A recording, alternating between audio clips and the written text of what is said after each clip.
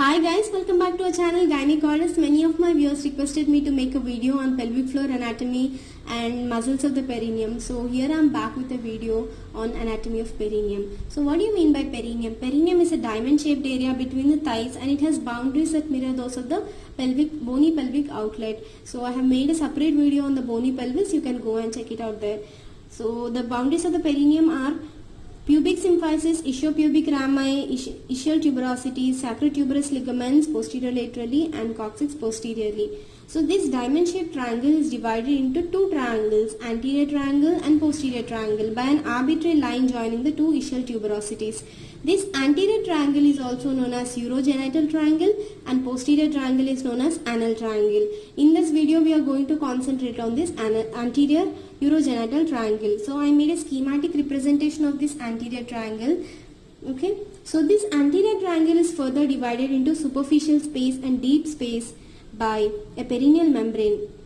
This is a fibrous sheet which extends between the ischial tuberosity, ischiopubic ramus, pubic symphysis or arcuate ligament of the pubic symphysis, and perineal body posteriorly, and medially it attaches to the parts of urethra and vagina. Okay, so this perineal membrane separates the superficial space from the deep space, and you can see that various muscles of the superficial space. Here you can see the ischiocavernosus muscle, bulbospongiosus muscle, transverse perineal muscle. Both ischiocavernosus muscle, they lie on the crura of the clitoris. So there are two crura of the clitoris and there is a body of the clitoris. So these ischiocavernosus muscle lie on the crura of the clitoris and they extend between the ischial tuberosity posteriorly, laterally, ischiopubic rami, and anteriorly they attach to the crus of the clitoris. And there is bulbospongiosus muscle which lies immediately above the vestibular bulb and Bartholin gland, as you can see here. So these muscle, bulbospongiosus, it surrounds the vagina and anteriorly it attaches on the body of the clitoris, posteriorly it gives contribution to the formation of the perineal body. What are the function of these muscles? What is the importance of these muscles? These muscles help in the erection of the clitoris, but how? They inhibit or decrease the venous drainage from the clitoris, which helps in the erection of the clitoris. This ischiocavernosus muscle, when it contracts, it prevents the venous drainage from the crus of the clitoris, and contraction of the bulbospongiosus muscle, it compresses the dorsal vein of clitoris, so it also in turn causes the erection of the clitoris, and both muscles also pull the clitoris downwards. There is one more function of the bulbospongiosus muscle, which is constriction of the lumen of the vagina, and also it aids in the secretion aids in the release of secretions from the Bartholin gland into the vagina to lubricate the vagina. So here you can see the transverse perineal muscle, which is not of much use, but it contributes to the formation of the perineal body, and it's a transverse or strip-like muscle.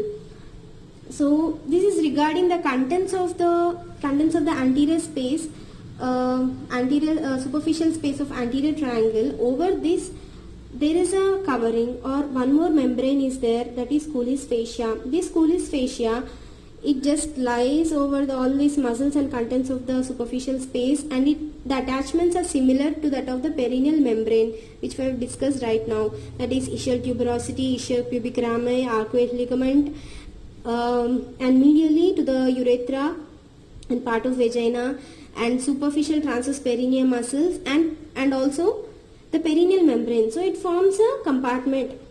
This space, it forms like a compartment, and any hematoma or anything is going to lie within this compartment or anterior triangle. Then you can see the vestibular bulb. What is this vestibular bulb? It's an almond shaped aggregation of the veins. Of course it's not like almond the way I made, but it's the almond shaped aggregation of the veins. Okay, and they lie beneath the bulbospongiosus muscle on either side, and they measure about 3 to 4 centimeters long, 1 to 2 centimeters wide, 0.5 to 1 centimeter thick. And these bulbs terminate inferiorly, approximately the middle of the vaginal opening. Okay, at the level of middle of the vaginal opening, and extend upwards towards the clitoris.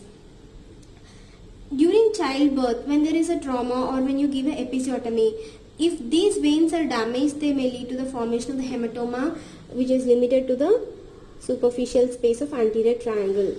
So we have, this is regarding the superficial space of anterior triangle, which is more like a compartment bounded posteriorly by the perineal membrane, anteriorly by Cooley's fascia and the various bony borders and the contents of the superficial space.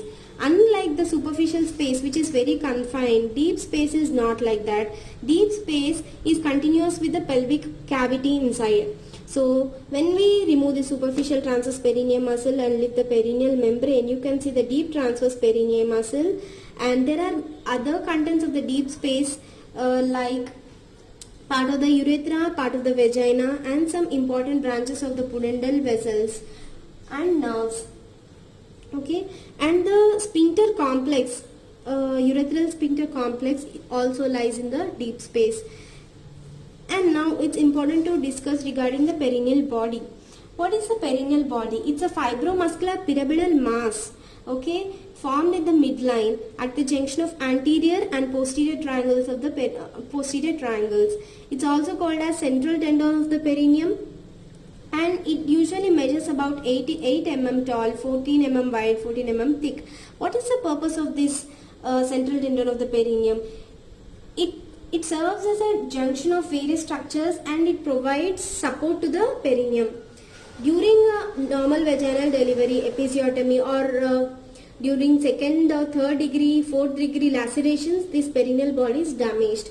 Then what are the contributions to this perineal body? So we have already discussed that superficial transverse perineal muscles give contribution. So now the deep transverse perineal muscles give contribution, and bulbospongiosus muscle, and here you can see the anus, anal aperture and the anal sphincter. So some fibers of anal sphincter also give the contribution, okay, and some fibers of the levator ani also give contribution to the formation of the perineal body.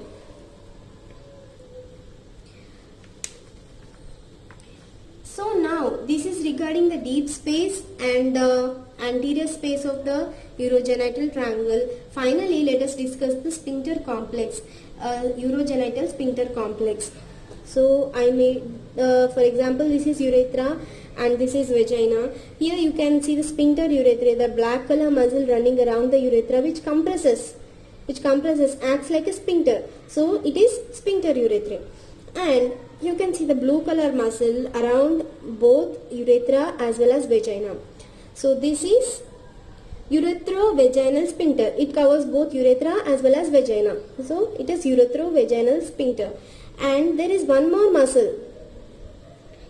There is one more muscle over the urethra, just like this. So this is compressor urethrae. Compressor urethrae, and the ends attached to the ischiopubic ramus. So these three muscles together contribute to the striated urogenital sphincter complex, and they also lie in the deep space of anterior triangle. Okay, I hope you understood. This is sphincter urethrae, this is compressor urethrae, and this is ureterovaginal sphincter. All the three form the striated urogenital sphincter complex. So hope you understood everything regarding the anterior space and anterior triangle, superficial space and deep space of perineum. Hope you enjoyed and understood this video. If you like this video, please like and share this video, and don't forget to subscribe and click the bell icon. Thank you.